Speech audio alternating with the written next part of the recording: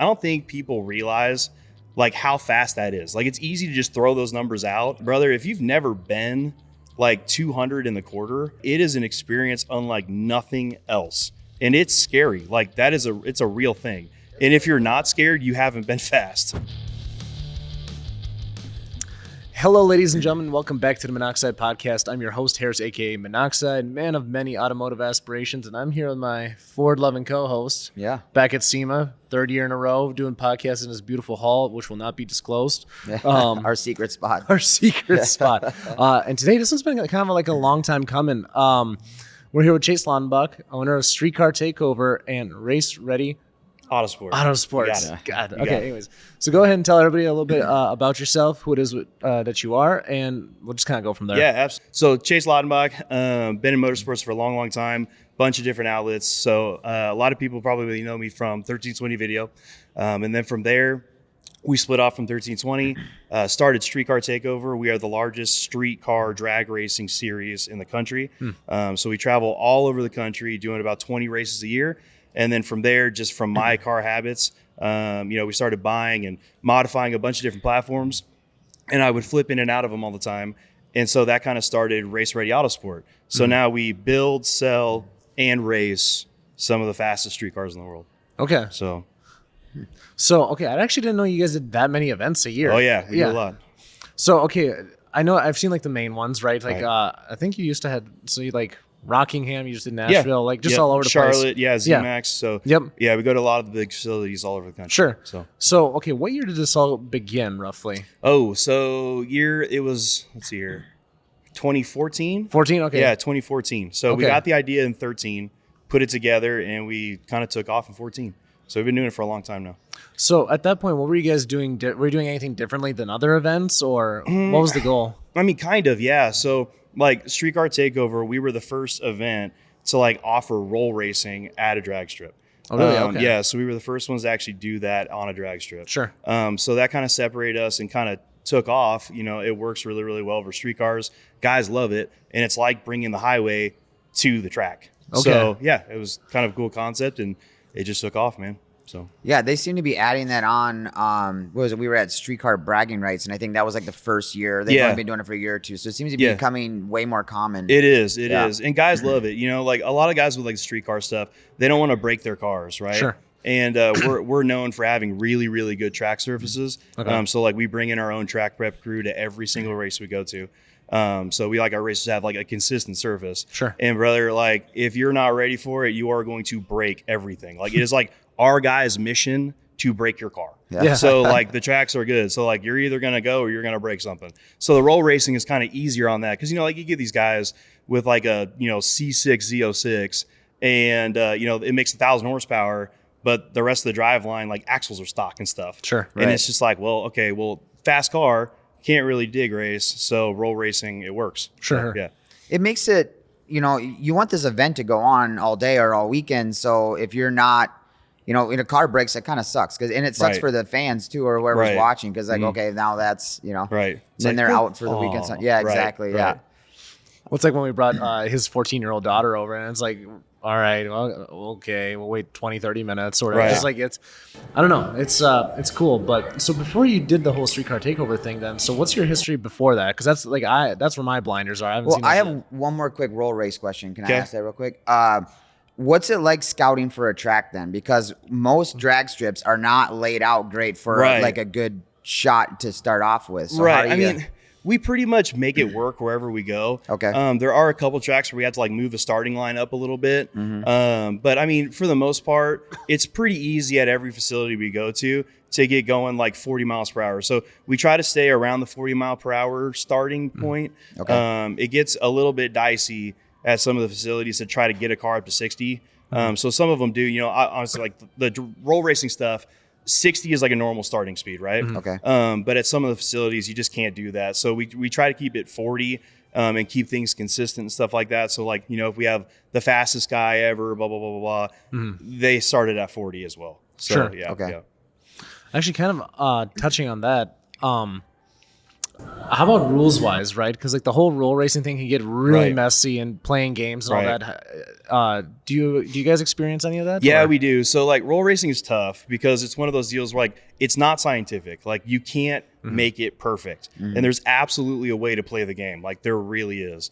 And so if you do it enough, you can get really good at playing the game. And the other guy has no idea what he's up against when you get like an experienced roll racer. Sure. Which is, it's funny to say, but like there are guys that take it very, very seriously. So which is good and bad because like I said, you know, like that's why God made drag racing, right? Because like from a dig, we got the timing sensors or we got everything in place, the lights, everything. So like it is scientific. There's a clear cut winner. You can't cheat the lights. You know what I mean? Yep. So it's one of those deals where roll racing, there's absolutely a game to play. And rules are tough for it. So basically what we do is we have all of our guys sign up and we run a few rounds of qualifying and then we split them out into 3 or 4 classes depending on their trap speed. So Sure. there are still guys that play games, but like the thing is, you know, our guys and our announcers, like they're up in the tower and they can see the computer and we can tell like, brother, you know, if you're trapping 140 to the eighth and then you're only going 150 to the quarter, like we know you're out there playing games, but like you probably shouldn't be in this class. Sure. So we'll kick you out. So yeah, we'll kick you out. We don't want people out there like puppy kicking classes because then it's not fun. Sure. So we do have our unlimited class, which is called King of the Bakery because it's roll racing. Okay. And there's guys that go out there, man, they'll trap over 200. So King of the Bakery. yeah. Yeah. Well, like Dan said, like just before we started, it's like we've been trying to attend like every event, and it's like Street Car Takeover has been like on our thing. Like Kansas is not that far of a drive for us, Right. So it's like that'd be like the perfect one, but- Right. Yeah. Flying H in Missouri. Yeah. It's an awesome Well, place. do you have so I always like to ask this question too because people think unless you have a 3,000 horsepower car, you're not going to be able to go to this. But Right. we've been to plenty of events where you've got 10, 11 second cars Right. even. So you have all that kind of stuff. Yeah, too. yeah. So let's say I want to bring my GT500 Yeah. down. I got maybe 800 wheel. You have classes for all that. Yeah, kind we of got a stuff spot too? for everybody, man. Like Okay. that's the cool thing about Street Car Takeover. So the 18-year-old kid that like, you know, saves up every penny he has and buys like a Gen 5 Camaro, right? We have a spot for him to start racing and to learn how to do it with real payouts, real trophies, people in the stands. Like you get the same feeling, especially when you're first starting, right? Like the small tire guys, like our small tire class has been insane. And our street racer class is insane. I mean, we have literally our street car guys. I think our record right now is in like the 670s. So like for a street car. So, and then we have small tire guys. I mean, there's been multiple passes this year where guys have been in the 3s. So to the 8th. So Which we is got insane. a spot for the kids that are just learning Sure. and for full on pros, man. Yeah. Okay. So yeah. What about the adults that are still learning? We can do that too. All right. We can do that too. And I think right. that's like the coolest thing about SCT, right? It's one of those deals where like everybody at the track, like we're all car guys, man, there's not a stupid question. Like the thing that I try to like show people is I'll get guys that come up all the time and they'll be like, hey man, I have a really stupid question. It's like, brother, it's not a stupid question. Like you don't know until you know. Sure. Right. So like, let's get out there, learn how to race, and then you can do it anywhere, man. Unless you're in the draggy forums, there is a stupid question. There absolutely yes, dude. That place is a dumpster fire. Yeah, it oh is. my goodness, man. It's entertaining though. Oh, it's super entertaining. They finally stopped talking about the ZR1 and GTD like as much as it was because it was just like every 2 minutes it was just another one of those posts, but fucking wild. Okay, so then what's your next event? So we actually have one coming up, not this weekend, but next weekend. Sure. So we'll leave straight from SEMA to go to Phoenix. Okay, So yeah, gotcha. so we'll be at Firebird out there. I think it's like what's the 14th through the 15th? Is that the dates? Yeah, 14th through the 15th of November. So So it's pretty spread out then. So what, 20 events a year? So every other week sort of deals what you try? pretty or? much. I Okay. mean, yeah, there are some like when we hit our busy point of the summer, like peak race season. I mean, man, there'll be times that I've like, you know, we've been doing this for a while now. There'll be times where I'm not home for like 4 weeks. I'll be Holy gone shit. for like a whole month. So yeah. I was going to ask that because we've seen these operations go down. That's a lot of planning, things set up. There's people. You must have a pretty good team. we do, You got- yeah. Because All I of our mean, guys are solid, man. to be kicking them out like that. Right. I was going to ask if you even sleep ever. No. Yeah. Yeah. How big does your team travel with you, or how big is they your do. team? Yeah. So it kind of depends on where we're going. So there'll be some events that we'll bring in 20 guys to do an event, or there'll be events that, you know, we can get by with like 7. because we also use the track staff too. So Sure. they kind of like supplement with their staff and our staff, and we got a good working relationship with all of them. So it's pretty good. Yeah. What's your biggest event? Which track? Our biggest event. So, I mean, there's a couple that could pop off and be the biggest every year. It kind of just comes down to what's the weather looking like, what other stuff is going on around the event. But if I had to pick one that's like our biggest, without a doubt, like this one just crushes, it's Charlotte, North Carolina at ZMAX at the 4-wide track. It's nuts, man. Nuts. Yeah. So it's our dream and our nightmare all in one weekend. So, yeah, it's insane. That's a bucket list. We haven't been out there yet. You should come to that one. If you guys want to come to an SCT, I realize that like Flying H might be close. Sure. But brother, I'm telling you, ZMAX is worth the trip. Sure. Yeah, how far is that from Rockingham? So I think it's like if you were to leave, so we actually just did that trip. Whenever we're in Charlotte or in the North Carolina area, we'll stay at ZMAX. Sure. Because it's safe and the staff knows us and all that stuff. So we'll just roll our rigs in, set up, and stay there for a few days, and then go wherever we need to go. But I think it's like maybe an hour and a half. That's not bad. It's not that bad. No. Yeah. So okay. What's it cost to put on that one then? Lots. It's a big one. Yeah, man. Like the first time we ever went to Charlotte, like I looked at my business partner, I was like, brother, we are betting the farm right now. Like, if this doesn't work, we are in big trouble. And like, luckily it worked. Everything went well, and like it's a 6-figure bill for 2 days. So it's real big, big. Yeah. So you do a lot of that, trying to keep like entry fees and stuff low. You get a lot of sponsorships. Yeah, like absolutely. That, I mean, all that. Yeah, we have, I don't even know, probably 30 plus sponsors that help us out with everything. Sure. So it works out pretty good. We got a lot of good people behind us. Awesome. So obviously you have a name at this point, right? Being 11, whatever years into the game. Right. What was the biggest hump in growing this? Does anything come to mind? Man, the biggest hump, I'd probably just have to say like the logistics side of things, man. Sure. Like we were kind of just talking about before, you know, when you're smashing through events all summer long and you have to like be there really, really quick for the next one and get set up and tear everything down and all that stuff. It's probably the logistics piece of it that's just a nightmare. But now since we've got enough of them under our belt, like it's gotten smoother. But man, it's a lot of moving parts, man. Like people just think like with events, right? People think that we just like make a Facebook group or a Facebook event page and then this stuff just like goes off. You know what I mean? And it is so far from that. Like there are so many pieces that like to run a good event that people will just never see. Sure. So we got guys constantly working out on the back end. It's nuts.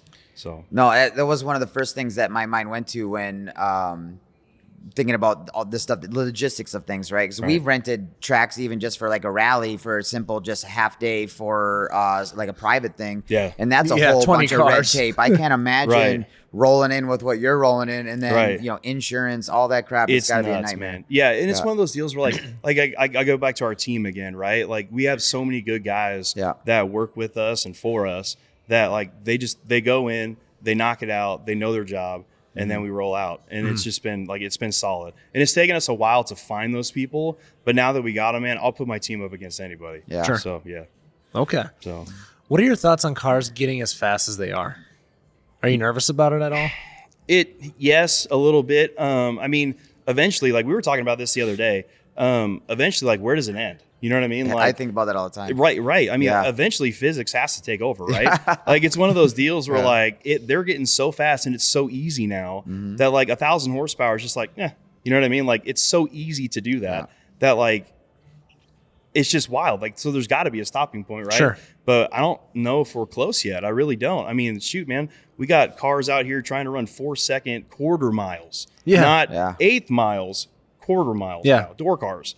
So it's like, holy cow, man. Yeah, there's got to be an end. I don't know where it is. I warned you. I practically begged you to put your pennies in that piggy bank of yours, and the moment is finally here. Head on over to your garage, the kitchen sink perhaps. I don't know where you keep your hammer, but you're going to smack that piggy wide on open and run to tunedbyshawn.com to take advantage of the Haltech Black Friday sale.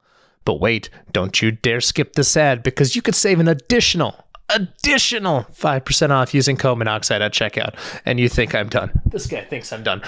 Listen, you can get a free merch item that's less than $99 on sales totaling $999 or more. Yeah, that's what's up. TuneByShawn, SHAWN.com. Let's get back to the show.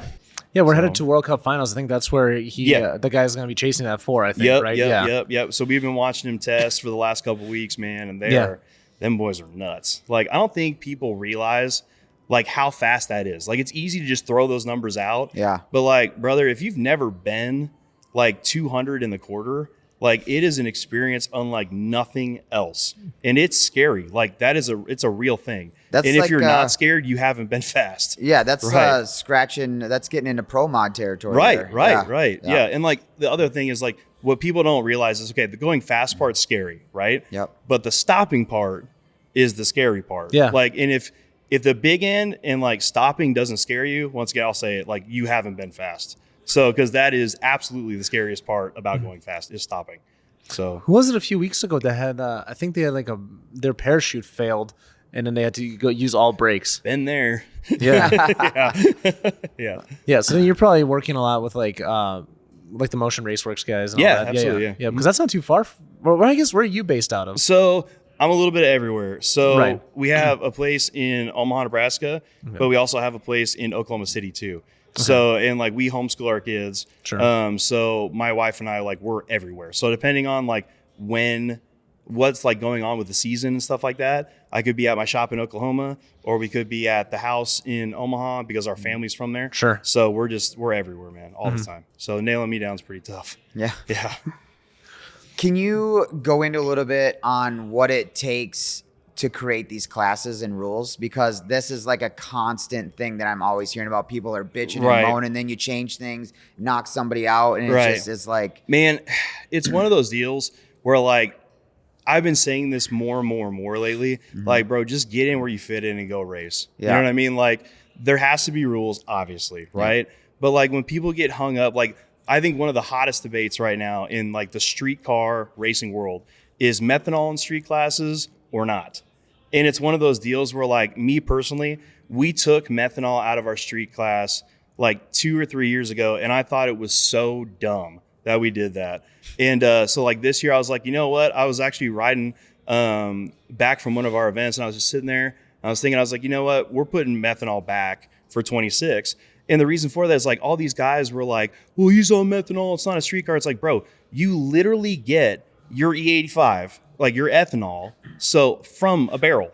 Like, all the fast guys, like, almost none of them, like 99.99% of the fast guys in our street racer class are getting their ethanol from a barrel anyways. So what's the difference? Right. You see what I'm saying? So, like, argument. What's the difference? Yeah. So like my car, for instance, you know, my car does run on methanol, but at the same time, like, it's got full cooling system, everything. So like, I can go and take that car out and drive it on the street, and like, it will make a 30-mile street cruise, and it's registered, it's insured, it's all those things. So it's one of those deals where, like, I don't understand, because if I run out of fuel, like cars on Motec too, I can literally roll into any gas station and put any fuel in it that I want, minus diesel, obviously. But like, any fuel that I want, and my car will run on that. Now, am I going to go like to Casey's gas station and put it on 87 and go race it? Like, no. But technically, my car will run on that. You know what I mean? So it's one of those deals where, like, I just don't get that argument. And, you know, we've proven that when we took methanol out of our street class, that like the fast guys, they're still going to beat you. Okay. Because like, you can take their fuel away, but guys, like, we're going so fast on ethanol now that like, it doesn't matter. Like, the fastest guys are going to be the guys that actually put in the work to go fast. And like, you get these guys that race 3 times a year and expect to run personal best every single time they go, and they whine and complain about the methanol rule. It's like, bro, we will switch them to ethanol, and they will still kick your teeth in because they do this every weekend, and their program is figured out, all while you're sitting here racing 3 times a year, and you expect to be fast every single time you go. And it's just not how it works. So, yeah. Well, then that brings up a good, this would be a good question for you. What's your, how do you, my brain's not working from Vegas stuff, but where do you cut the line? What's a street car?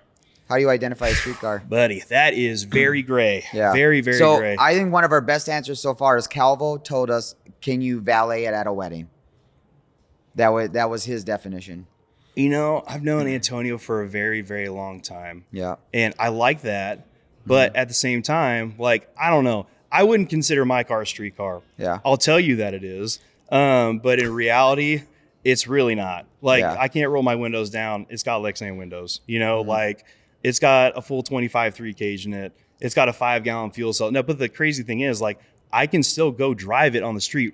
It will do it, right? But I think, like, the drag and drive guys, perfect example, right? These guys go out here with, like, you know, 5-second, quarter-mile cars, and they have to spend 2 hours getting their car ready to go drive on the street and put it back in street trim.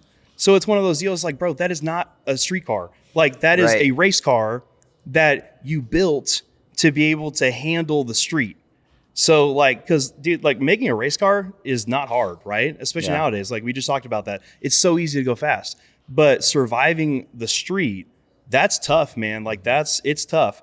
But at the same time, cars are getting so fast, and you can do both. So it's one of those deals where that's such a gray area that it's hard to answer because everyone's answer is going to be different, right? Sure. So writing the rules for a street racer class is not easy, man. It's not easy. I bet. So yeah, it's one of those deals where it's like, well, okay, does it overheat?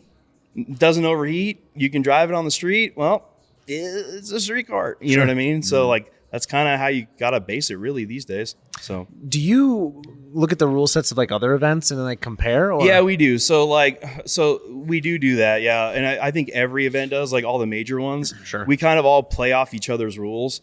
Do you guys all talk to each other or not? Yeah, we do. Yeah, Okay. yeah. So most of the event promoters, we all do talk to each other. Okay. And, you know, like at Street Car Takeover, we think that if we're all doing good, it's good for the sport, right? Correct. So like most of us got each other's back. There is a couple that don't, but like for the most part, everybody's cordial, everybody's friends, and it's one of those deals where we do keep our rules pretty consistent with others because we want guys to be able to go race wherever they want, right? Yeah. You don't want to make your rule set so specialized that they can only race at your race because then that'll destroy car counts. So you got to keep it pretty general. Yeah, So- we've talked to people before. Like, it's just the most frustrating thing. It's like, I want to do this event, but then they change the rules and say, well, Right. we got to do these other two. And then, Right. Yeah. You got to change the car completely. So yeah, and that's not cheap, but also takes Right. time. And Right. it's, yeah. Well, no, the I guys get that take it super serious, like Right, Aaron, correct. like Aaron from Nth Moto is like the prime example of this, and him and I have talked about this a million times. He is so calculated in everything he does with those cars, man, that like he will like look at the rule sets if he's going to go for a race, and he will completely set up the car to that rule set. And like with guys like there's a bunch of guys out there that race, right, and they'll just kind of wing it. You know, like they'll show up and like wing it. But if it's not exactly perfect, they won't even go. Yeah. So like it's guys take it super seriously. They really Sure. do. Yeah. So yeah, it's a bummer we won't be seeing him at World Cup finals. But I know yeah. I saw that post too. It does Yeah. suck. Yeah. Matt Kratos is that's a bad dude right there. Yeah. Man. That's a Well, fast car. it's just crazy to think about what that car is, right? Like, Right. The fact it still has AC, you can take Right. to Starbucks. Right. Like, Well, when I think of like street race cars, the Viper has got to be one of the most. I mean, that's the one that comes to my mind. That is, it looks. They can keep it damn near factory looking and still. well, I just sent a photo of hot this. take A that. hot, Yeah. Hot take that in Yeah? a second. Yeah. Okay. So Antonio's been a really, really good friend of mine for a long time, right? Sure. In fact, like when he started working on Vipers, I don't even know if he'll remember this, but I remember it. I was standing in my kitchen. Antonio called me, and this is like when he was thinking about moving to Texas to work on Vipers. Yeah. And he called and like asked my opinion about it. And like I was like, dude, yeah, I think the platform's awesome. Like we'll go all in. Like do it, bro. Like you got it. And it's obviously worked out very, very well for him. He's one of the best Viper builders, tuners in the world, right? But man, those Vipers, you know, I've had a few of them, and they're tough, man. Like they make those big horsepower numbers, but you get caught up quick in one of them babies because, like, okay, cool, your rear wheel drive car makes 3,000 horsepower, Sure. sweet. Where are you going to use it at? sure. See what I'm saying? Like cars can make all the power in the world, but if it doesn't work, it's not going to be that fast. So, but those guys, like, they got that stuff figured out, man. They're working. There's a little more finesse to it, right? There like, is. Yeah, I mean, and between Calvo and Aaron, especially, like, you know, like my experience has only been with Nth Moto cars, like as a passenger, right? Minneapolis Mopar, I'm sure you've seen them on socials, and it's like what those cars can do. Like my first time ever in that car it was 38 degrees outside. Oh, yeah. Yeah, and it Dicey. just but that Motec did its work, Right, Yeah, right. Like, yeah. dude, like the Motec is amazing, right? But when a car is on the traction control, Yeah. It's not putting exactly. it all down. Yeah. You It's know not what I mean? moving, yeah. So he who can actually put it down will win. Yep. And that's why we like the all-wheel drive stuff, because it works anywhere, Sure. you know? But yeah, Oh, you can yeah. technically make a Motec or a Motec car. I mean, Do work anything. on a gravel road, really. I mean, like, Yeah. yeah, those guys got that thing figured out, man. Yeah. It is really cool though, because like all-wheel drive, it's going to be mid-twos all day long at 60 to 130, right? On the street, right? If we're using that metric at least. Right. The Vipers, you know, it's still like the fastest of the fast. I think they're, what is it, 2.8? I think Antonio's 2.84, I think. I don't, honestly. Something like that. Yeah. They're going so fast with all these cars now, Yeah. it's hard to keep up. You can't keep up with anything, everyone's yeah. 60 to 130. But like then you have that whole, you know, then you look at like UGR and it's like, I think it was like 233. It's like full 4/10, which is just insane. Yeah, but like then to guys like us, like at the track, that's slow. And You know there's what that, I mean? right? Well, yeah, it's like you look at what Kratos does, 60 to 130 on the track. It's like a full second faster. Right. Just fucking insane. It's wild, isn't it? Yeah. Yeah, but that just shows the difference though between like a prep surface Correct. and being out there on the street on, you know, virgin concrete. Yep. So Yeah. it's tough, man. The guys who are going fast, you got to put in the work, man. That's why Sure. there's only a few. So speaking of unprepped surfaces, you do any street racing and stuff like that back in the day, or No, so back in the day, yeah. Now Sure. things have gotten just so serious that Sure. we just can't do that stuff anymore. We work with too many partners. We got too much to lose. Like we got kids. It's Yep. just yeah. So not anymore. No. that makes sense? Yeah. In the day, yeah. Back Yeah. in the 1320 video days, absolutely. So. Yeah. It's okay. To my question from a while back ago. So before Street Car Takeover, Right. where did this all sort of begin? When did you get into the whole car world as a whole? So I've always been a car guy. My dad was a car guy. Like I said, I have videos of me and my dad when I'm in a car seat on Road America doing parade laps. Like that's a thing for me. Yeah. And so like my dad was always a huge car guy. My dad's always been my hero too. So like it's been one of those deals where like I was raised up in it. And then how we got real deep is I bought an Evo 10 as a daily driver a long time ago. And I was actually at the road course, at our local road course in Omaha, out there messing around. There was a kid that had, he raced in the SCCA, and he was like at the current like national like points leader for the SCCA, and he's in his race car, I'm in my street car, and we are just going at it. And I ended up blowing up the car. It got a little bit too lean in those factory fuel tanks. It's got a hump in the middle, and I ran it too low on fuel, just not paying attention because like we were racing, you know, and blew that car up. Ended up building that car. It was the fastest Evo 10 in the world for a long time. It's called the 3DX Evo. All over 1320 video, and that's what kind of like really got me in. So at the time, when 1320 video was really young, I would travel with Kyle and help film things, help sell stuff with the merch booth. Like I was there at the ground level with 1320. And that kind of like pushed us into Street Car Takeover, I guess you could say. Because the cool thing was, you know, we were traveling all over the country, working these different events on the backside, like covering it with 1320. And we could kind of see what does work, what doesn't work, what people like, what they don't like. And I looked at Kyle one day and I was like, man, like we should do this. And he was like, oh, well, okay. And we started talking about it. Originally, Street Car Takeover was going to be 1320 video invades whatever city. And at the time, man, we just wanted to go race with our friends wherever we could. And we actually got down to like the planning of everything. And we sat there, and it was one of those deals where like there's so much that goes into throwing events. Kyle looked at us, he goes, I don't want to throw events, I want to cover them. And I was like, okay, well, then we'll throw the events, you cover them, and we'll just blow this thing up. So that's where it all really began. So, and then we did a lot of cool racing with the Evo, beat a lot of guys we shouldn't have beat. And it was pretty cool, man. Pretty cool. So that's how everything started. And then from there, I've tried everything now. So yeah, we've had just about every platform to the extreme.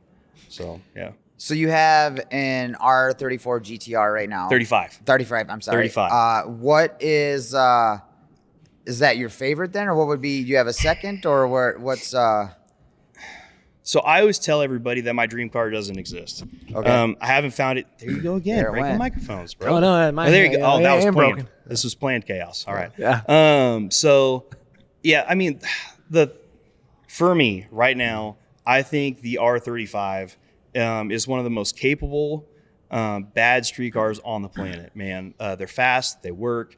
The only downfall is that they can be fragile. Yeah. So it's one of those deals where like you got to kind of pick and choose if this is worth it or not. You know what I mean? But yeah, I think the R35 is probably one of my favorites right now. Okay. I'm not wild about the car, but I am wild about what it can do for me. And it's been an awesome platform to play with, I can tell you that much. So yeah. Awesome. So, yeah.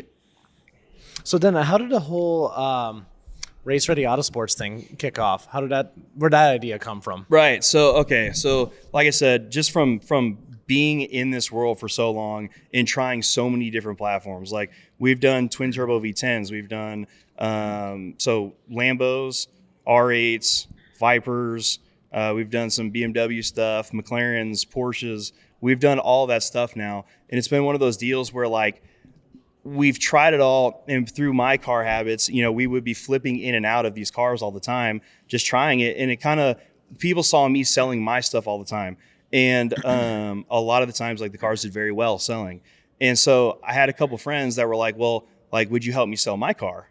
And it kind of just snowballed from there. So it started off as just like a fun thing on the side. Sure. And then now it's like a full blown deal where we have a big facility down in Oklahoma City. We actually just closed on our new facility last Friday. Oh, cool. So we have guys literally doing the build out on the inside of the building as we're speaking right now. Sure. And like we're bursting at the seams, man. We have so much stuff going on there. It's just wild. But yeah, so like we'll get some of the baddest street cars on the planet because that's what we focus on.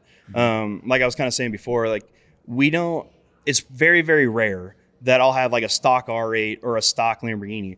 But I think we have like 6 of them in stock right now. And every single one of them makes over 1,500 horsepower.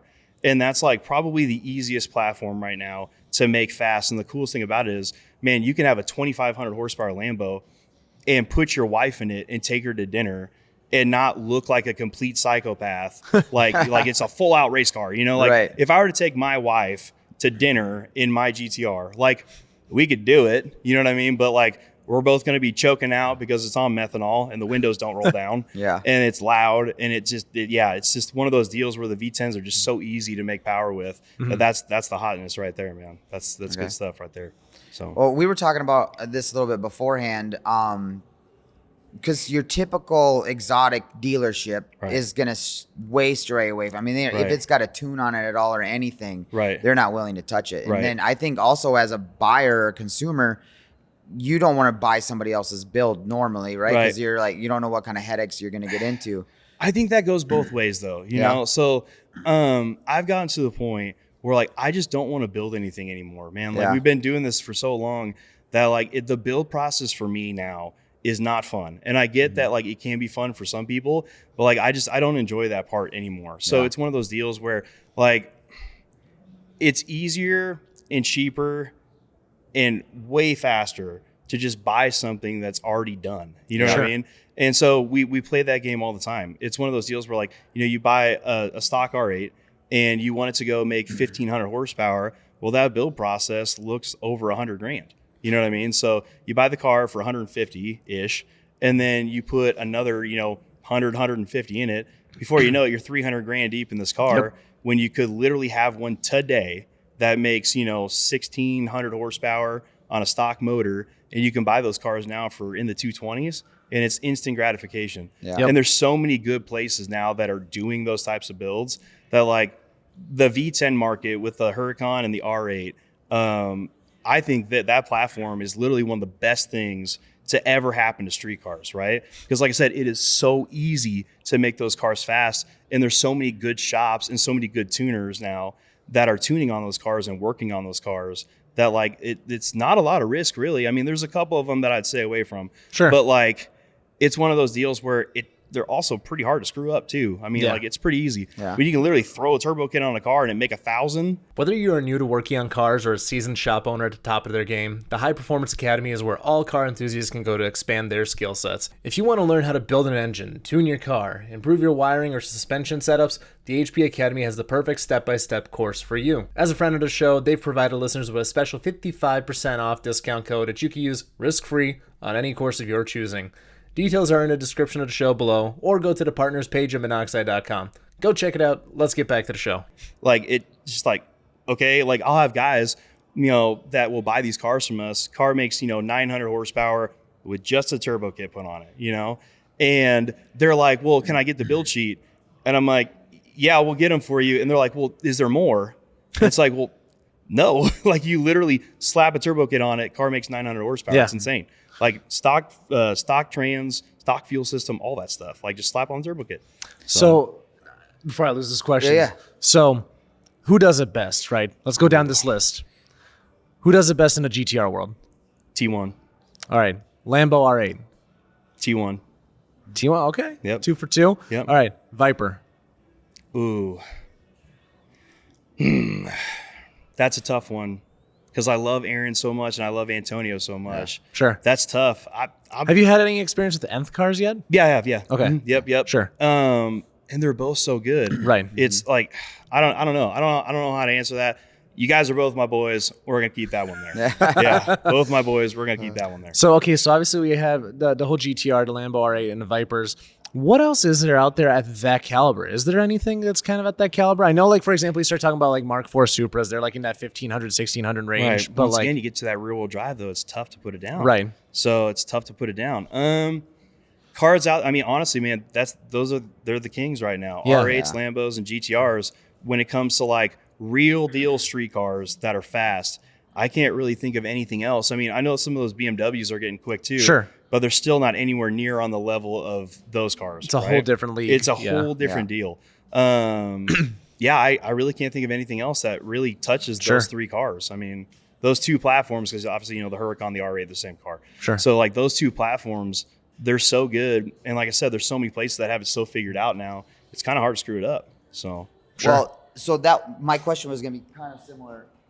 When you're looking for these cars to get in for stock or whatever, or somebody comes in, whatever, is there not necessarily shops to avoid, but would you be okay with buying something from a shop you may not know well? Like obviously AMS, T1, things like that, buying something from them, you know what you're getting, right? Yeah, right. But would you guys are inspecting these cars yourself, would you stray away from a name you haven't heard, and you guys would look the car over first and then maybe decide? Yeah, or? I mean, as long as you look the car over, Right. Like I said, it's pretty hard to screw it up. Now there are some people who can absolutely screw it up, Right.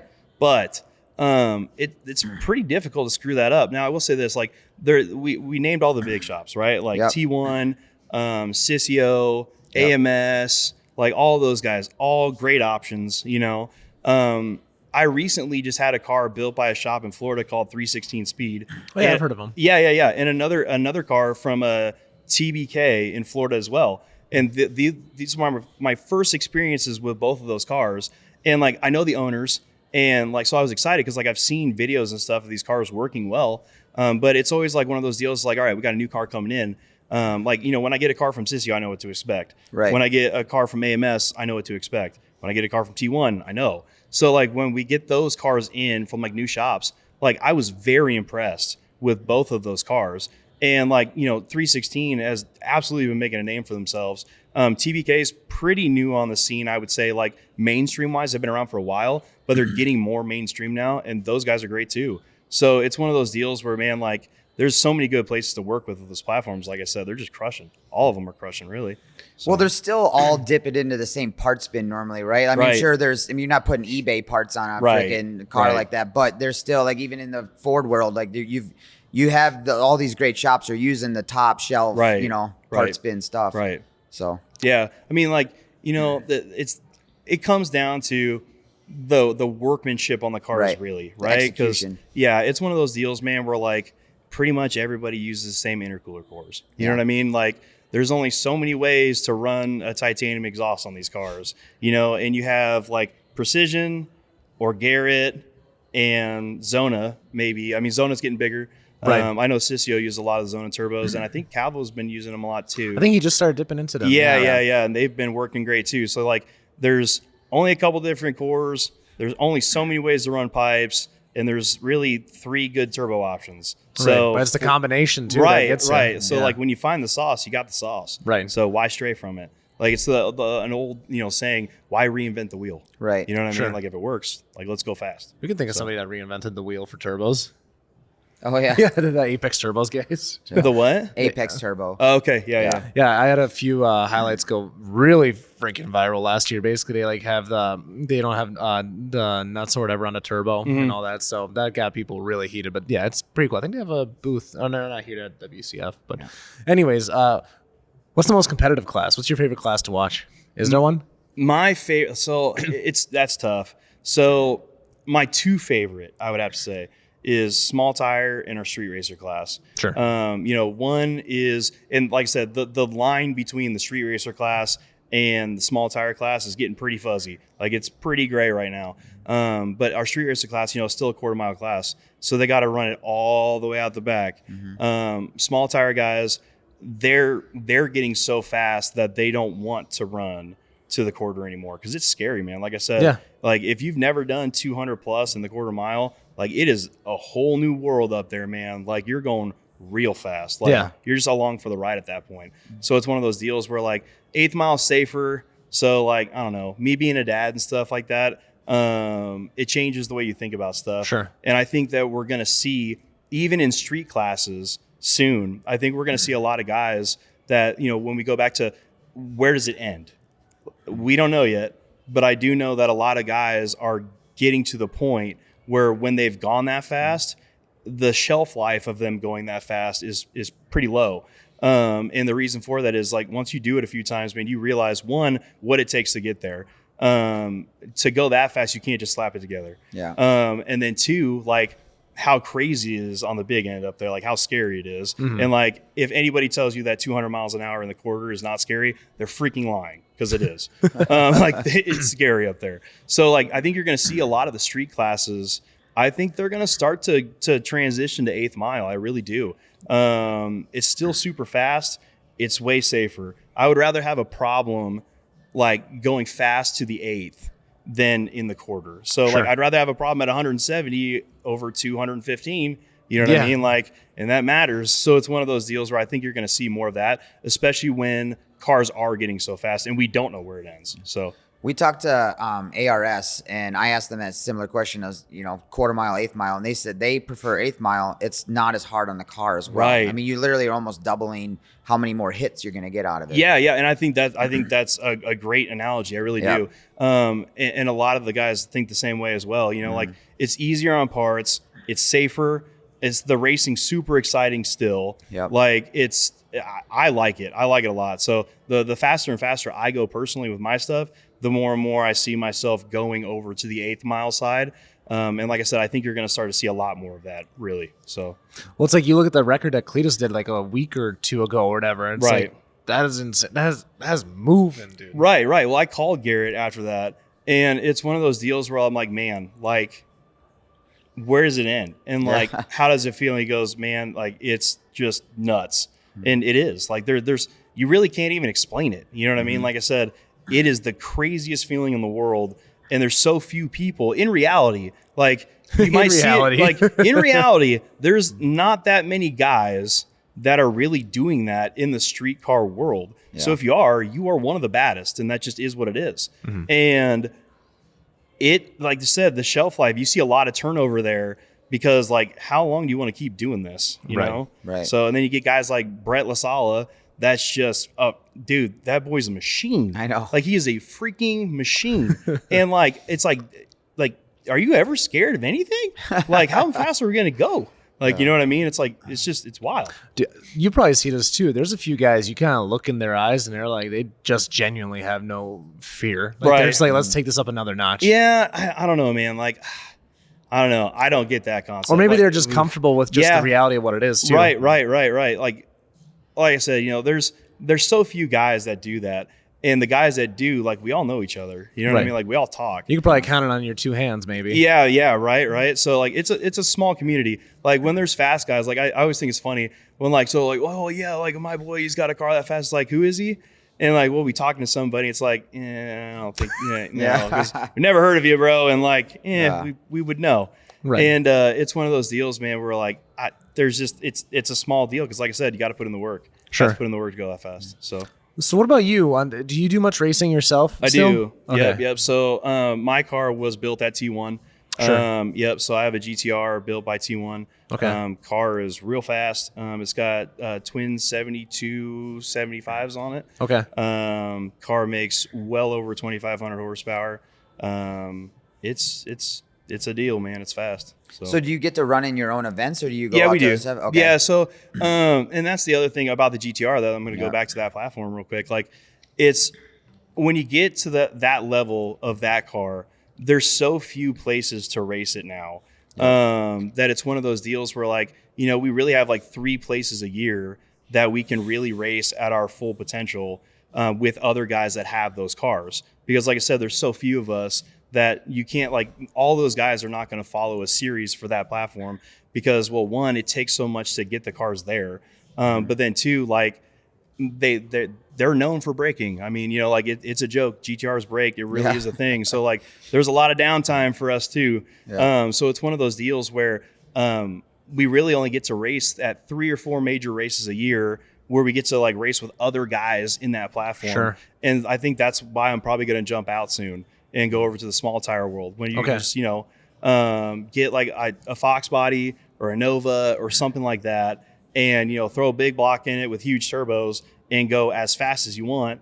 And, you know, you get a Turbo 400 that's literally a third of the cost. Yeah. Like the baddest 400 on the planet is like a third or fourth of the cost of one transmission for the GTR that breaks all the time. So it's one of those deals where it's like, why are we doing this? Right. Like, but when it all comes together, it's the best thing ever. Right. So, but it has to come together. That's what Calvo told us when we were talking about the transmissions for, I think it was the Huracans. Yeah. It's like 80, 90,000 or something crazy like that. Yeah. I mean, brother, you can literally, these days, like, you can literally spend as much money as you want. That is a thing. And it's still not a guarantee. Like, you know, Kyle, back in the day, you know, he had his white R8, Kyle from 1320. Yep. And he would call me frustrated all the time because, like, I had those cars too while he has them. And he would call me and he's like, dude, I keep freaking breaking this transmission. He's like, I'm 70 grand deep in this trans and I can't keep it together. And it's like, well, Kyle, like, have you seen the way you drive? Like, you are so hard on that car. Right. And he's like, well, if you spend that much money on a trans, you should be able to drive it however you want.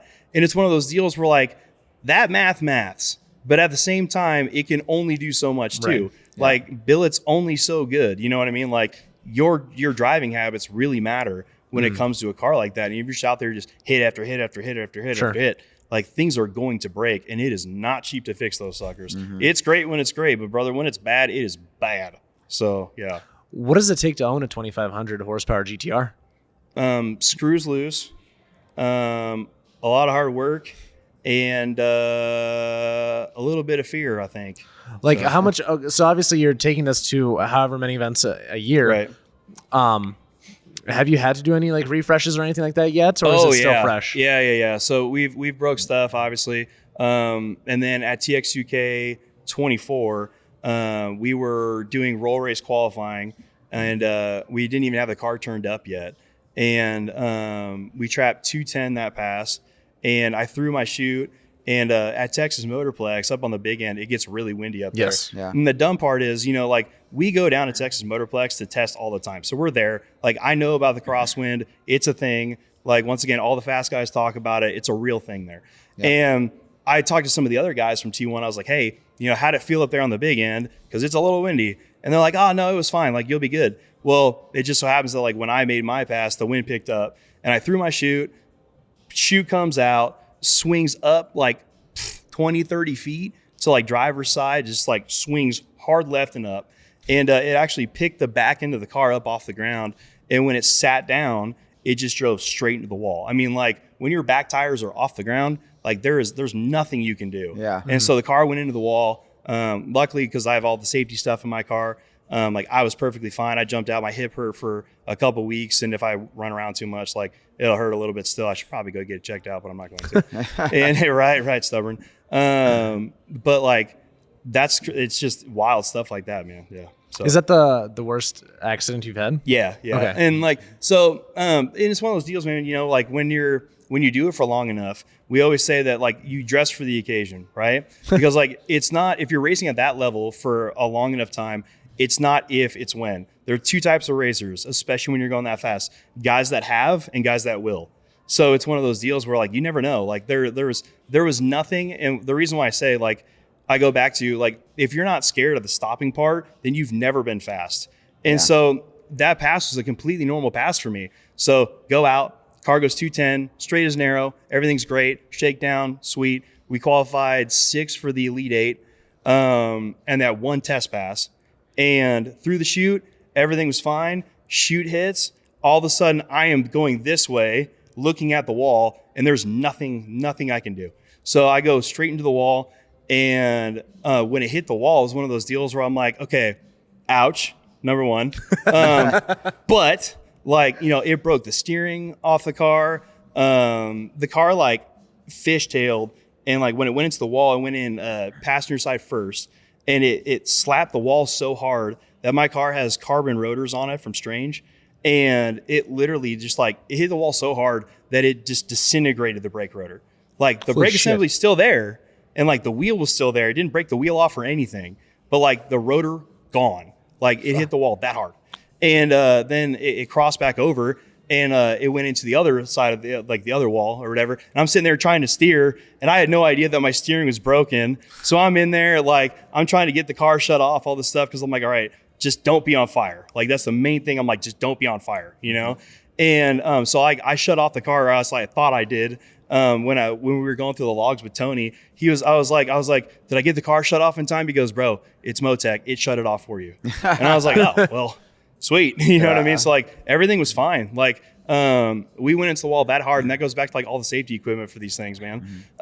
We had to replace a front frame rail, and basically we fixed the rear quarter and fixed some suspension stuff, but the car's straight, and we're racing it even still this season. So it's one of those deals where like, if you do it right, it works. What? So, hold on. I think I saw that. What color was the car? Blue. It's a dark blue GTR. Yeah. Didn't you have like a livery of some kind on it too? Or no, I'm thinking of a different one. No. Yeah, no, not on mine. I think I might have a video of that one actually. Yeah, that was a crazy one. Because like, I think we're on the left side of the stands at that event. Yeah. Well, and the dumb part was like, I was like racing with my, like we were making our test passes, so it wasn't, or qualifying passes. So it wasn't like, we weren't seriously racing. And the funny part is my buddy, the red R8 that was in the left lane with me, that was my old car.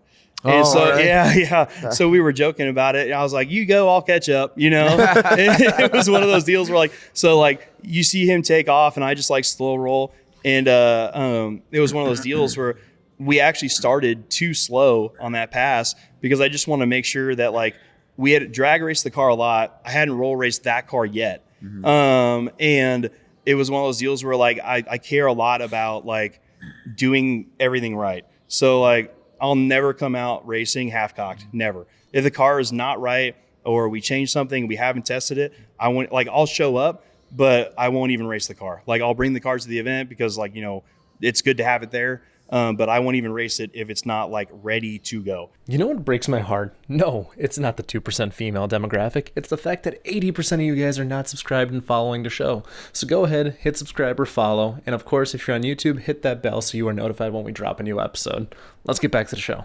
So it was one of those deals where like we started from 40, even at TX2K, when the speed there is 60. And we were just trying to get a test pass in, make sure all the systems are good. We're looking good. And then the wind just bit me hard, man. Real hard. Yeah. So. Well, how many events are you running in a year? Is it kind of just whenever you get a chance to, or you think you have some time to? Because there's no way you can be running in everything that you're doing and all the other stuff, right? So. Right. Well, and that like, it kind of goes back to, like I said, there's like 4 events that you can really run that car to its true potential at with other guys to like actually race, you know? And so that's one of those deals where going fast is really fun until you do it. And what I mean by that is when you're so fast, it's one of those deals where like there's less races, not enough people want to race you. And it's one of those deals where like it's really, really costly. So it's you pick and choose where you go. And then like, you know, my favorite car I think that I've ever had, that was a car that I raced a lot, was my 1800 horsepower GTR that I had. That's, to me, that's a great stopping point with the GTR platform. Like they can be dead nuts reliable. They're still super fast. Like that car at our roll race, we do a 1/4 mile roll race, so we don't extend it out. Like TX2K, I want to say it's like it's 1,500 or 1,700 feet. So we just do the quarter mile so we can use the timing system and all that stuff. But that car, even in a quarter mile roll race starting from a 40, it trapped like 184, 185 like clockwork. I mean, it was like a bracket car. And I raced that car at almost every event that we had in our 20 event season that year. And I think we did oil changes, and then I might have had an axle issue in the rear one time. But other than that, like, we just did oil changes. 20 events, that's wild. Right. And the car, and like, not only that, but like the car, we drag raced the car too, not just roll racing. Yeah. That car was a full out street car, full stereo, full interior, cruise control, AC, everything. And that car ran 790s like clockwork. Mm-hmm. So it's one of those deals where like, dude, that's fast. Yeah. And not only that, but it's so reliable. Like, man, if you want to go fast in a cool platform that you can still pull up and like feel like you're doing something when you pull up somewhere, the GTR is a great bet, man. Great bet. So there's so many people, like, I don't see it as much in the comments nowadays, but like, oh, the GTR is overhyped. I think that if there's a car that's lived up to the hype, it's the GTR. I agree. I mean, it's hard to beat. I mean, Sure. really, what out there is going to beat it? You know what I mean? Sure. So it's tough. But yeah, as far as like racing goes, so I will say this, like going back to the V10 GTR debate, right? Mm-hmm. I always tell everybody, if you want to take your wife to dinner and something that's fast, get a V10. If you want to go actually fast and go racing, let's get a GTR. So Okay. because like it's where it's at. They're more figured out. Like going back to like the transmission costs and all those things. Yeah, it's expensive too on a GTR, but it is far more figured out than the V10 is. Like we're still working out bugs with the V10 stuff, but like, you know, we've been going fast with the GTR now. They hit the States in 2009. So it's one of those deals where, I mean, we have a whole bunch more years working with the GTR than we do the V10, but look how fast the V10s have caught up. Yeah. So it's one of those deals where, like, really, in my opinion, you know, the V10 stuff, we've had the Huracans and the R8s since 15. So we have 6 more years with the GTR for one, but like that car has caught up super quick. But I would say like racing those cars and actually turboing those cars, like for real, I think it was really around where they actually really, really started to go fast, and you saw more shops than just like 2 that were building them. I would say probably around 21-ish, Sure. 20-ish. So like really those cars have really only been raced hard, I would say, for about 5 years, and they're already just insane. Yeah. So yeah. What's the next platform? Is there one that you think could catch up? Or we've talked about these top dogs. What's the next level down, you think? Or which one has the most potential to get close? So I would probably say some of those BMWs. Yeah. I mean, look at what those things are doing. Like those little cars are nuts. Yeah. And they're cool too. Like once again, you can have a full interior street car and they're out there running like they're in the 7s now, aren't they? Like I haven't paid that close attention to them, but like they're fast. I know that they're fast. So probably the BMWs, and like the barrier to like entry into those cars is really not too bad. Yeah. So like I think you're going to see that car go. Oh, also the Audis, the little the TCRS, the 5-cylinders, the RS3s, Daza. The Daza dude, stuff. yeah, those cars are freaking fast too. Yeah. So once again, barrier for entry not very big. So like if you have a full-time job, and like more than likely you could probably afford to get into that car. So, like, I think you're going to see a lot of those cars starting to go really, really fast. And I know that We're about to find out this weekend. So, our friend Becca's about to chase her 7-second passer. Yeah, Becca's awesome. Yeah. She's been racing with us for a long, long time. Oh, yeah. Well, you're in that neck of the woods where they're kind of from too, right? Yeah. So they're South Dakota. Yeah. Yep. So not too far from us. No. Yeah. Yep. When you get into that area, everything's 3-4 hours away, right? Right. A lot of fields in between. Yes, exactly. Right. So. Okay, so what's next for you over the next few years then? Are you still trying to grow the event, do more events? Absolutely, man. Like I don't see that ball stopping anytime soon. Sure. You know, like I don't think that the street car world is slowing down at all. Obviously things continue to progress and we want to keep being a part of that. I think it's awesome. Focusing on the sales side of things with Race Ready as well too, and growing that brand. They kind of go hand in hand. It's like the best thing ever. Going back to like the new guy that wants to race, we get guys all the time that come in, they're like, man, I want to be a part of this. Like I saw on YouTube, like, you know, I watch videos of TX2K or Street Car Takeover or FL2K, whatever. And like, they want to do that. And it's cool to be able to be like, all right, cool. So not only do we build these cars, but we sell these cars and we can teach you how to race these cars. Yeah. Sure. So like we're like a one-stop shop for all of it. So we can teach you how to race these cars and we can get you into the platform. And I think that is just going to continue to push things further and further and further for us. So has there ever been an instance where you thought you've had to maybe bring somebody down a level, or that you were like, okay, you were kind of scared to hand over the keys? Or Yeah. Okay. So just this past year, actually. So we had a guy, really good dude, good dude. He bought a twin turbo V10 car. I'll leave it at that. Yep. We're gonna keep it a little bit vague. Yeah, a little vague here. Okay. Yeah. So gets the car, takes delivery of it like at a restaurant that he was at with a bunch of his boys, and like they had like the transport guy switch to that, and like younger guy, been super successful in business really quick, and he buys a 1500 horsepower V10 car, but he's never had anything like that before. Yeah. And the next morning, we get a video of the car sitting there smoking. And I called him and I was like, dude, why does this thing sound like a Subaru? What did you do?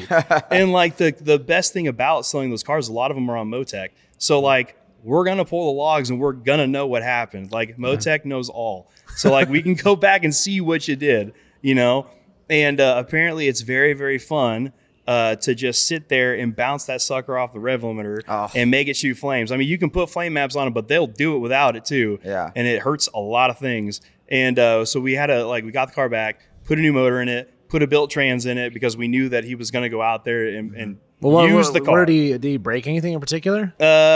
So I think it had something to do.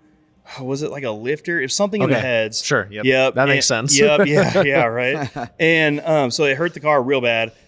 We put a new motor in it. Put a built trans in it because, like I said, I knew this guy was going to use this car. And then we actually we called Taylor from Sisio. He's their tuner. Yeah, he's awesome. We met him. Boy, dude, like the Sisio we guys. like him. Yeah, yeah, again, they're good dudes. A North Dakota guy. Right. Yeah. And so I called Taylor and I was like, hey, let's put some safeties in here. And he goes, yeah, I think that's solid. So like we backed down a little bit. So like that car has a ton of potential to make 1600 plus on the stock motor with those turbos. And like we're just gonna back this down a little bit. So yeah, there's definitely some guys out there that like really abuse this stuff. But for the most part, it holds up pretty good. So it's one of those deals where it's just like you got to use common sense. Like those cars. I think a lot of people, it's so easy to do it in these cars. They don't realize, like, guys, 1500 horsepower. It's so easy to do it now, but like it's fast. Like that is a fast car. Now, is it one of the front runners at any of these events anymore? If you're making 1500, no, it's not. But like you cover so much ground in those cars so fast. Yeah. I don't think people realize that, like, until you experience it for the first time ever. Like one of the most fun things about our job is when we get to take people out in like these cars for the first time and just watching their eyes get this big. Like it is wild. And like if you've never experienced it before and you just get tossed in the passenger seat of one of these cars, like my mother-in-law is legitimately the most fun person to take out in a new build ever. So like, cause she's awesome for one, but like she's it's good for camera. Let's put it that way. It's really good. Yeah. If you can't have fun with a 1500 horsepower V10 car, then you might want to just do something else. Right. I agree. Yeah. What about new deliveries, right? Because like you see this at events pretty frequently. I imagine you see it as well, where somebody gets their first 1500 horsepower build and they just go hit the track with no training. I mean, is that a recipe for disaster, or you think it's probably fine? It depends, right? It depends on the person, because there are some guys that just got it, you know, and then there's some guys that have been doing it for years that shouldn't be, you know what I mean? So it's one of those deals where like, it kind of depends on the person. But for the most part, like we don't really see guys mess up too much, especially with Motec on there and stuff. Like Motec will save you from a lot of things. Sure. So it's one of those deals where like, from yourself, especially. Right. It'll save you from yourself. If the car does start to spin or whatever, it'll save you. Like it's one of those deals where we rely on Motec a lot to do those things, and it works well. So does stuff still happen? Well, sure it does, but it's pretty rare. So who do you respect most in the industry? Who do I respect most in the industry? A few people. Yeah, I got a few guys that I really respect, man. So Kyle Loftus, for one, he's like my brother. Garrett Cletus is also like a brother to me. Back when we were just dumb kids, when Garrett was 17, his mom signed him over to me as a legal guardian so that he could come with us to TX2K to help 1320 work, because he was running our Instagram at the time. Yep. And so his mom and his dad were literally going to Mexico. And she's like, hey, can you be Garrett's legal guardian? Because I think at the time I was 22 and Garrett's 17.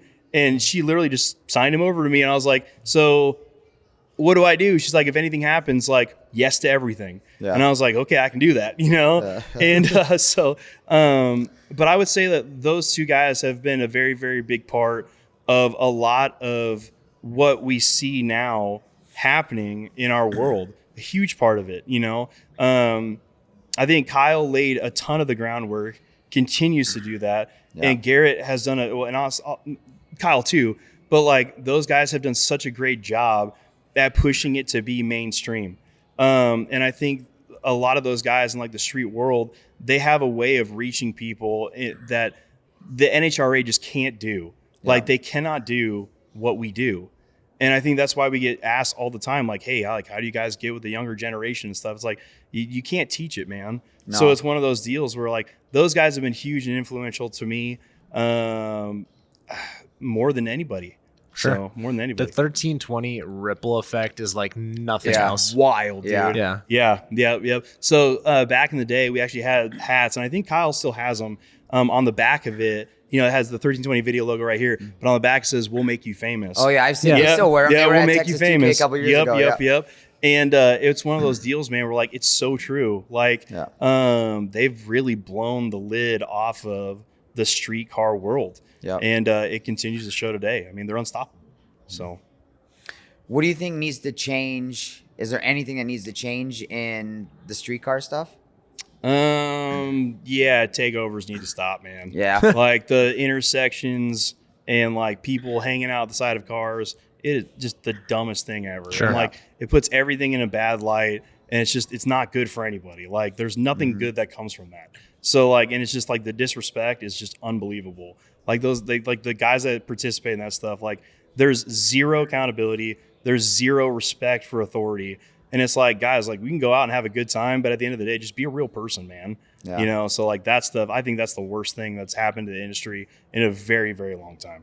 So I don't care if that's a hot take or not. It's the truth. Well, I think it's a pretty standard. I think it's pretty well received by now, right? Yeah. But it's just mind blowing.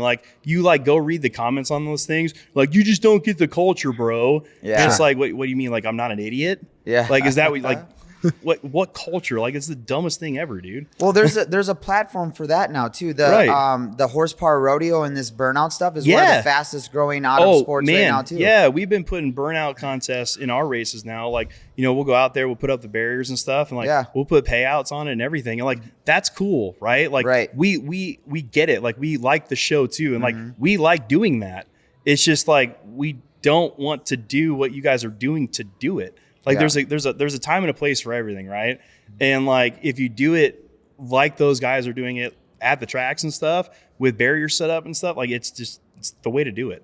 So you can't just throw people in the back of a Hellcat and have them hanging out the windows. And it's just crazy. This guy sucks. He's no fun. I'm gonna delete this podcast. Yeah. I mean, you can go do that. I'll definitely watch. I'll definitely watch, but I'm not gonna be a part of it. You know what I mean? Right. So I think you're probably one of the best gauges for what's the pulse of this industry, right? Because we always see the articles of tracks closing, right? We also see some opening up, right? Is this all kind of growing as a whole still? Do you feel? I do, yeah, I do. So we get asked that question all the time. They talk about the younger generation, what we can do. We've been pulled into rooms at big trade shows, and they're we just don't think that the younger generation is into cars. And it's no, they are. You're just not good at presenting it. You know what I mean? And I think the industry is very alive, and I think it's very, very good.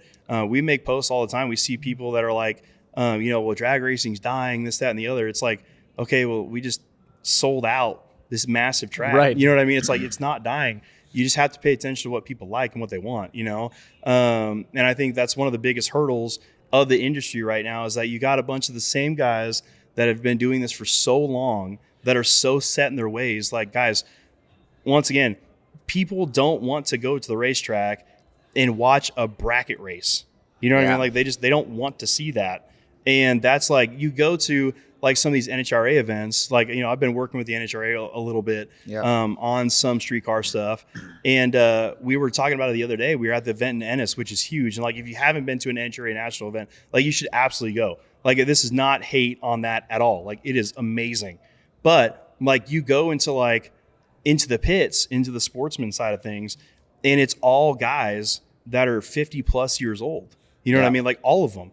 And like, you go into like their VIP places where like they are doing lunch and stuff like that. And it's all 50 people that are 50 years old because they've been doing the same, like 50 up. Like, they've been doing the same thing for so long that like, you have to change and you have to grow. But then you go to like one of Garrett's events or like Street Car Takeover or FL2K or TX2K or any of these events.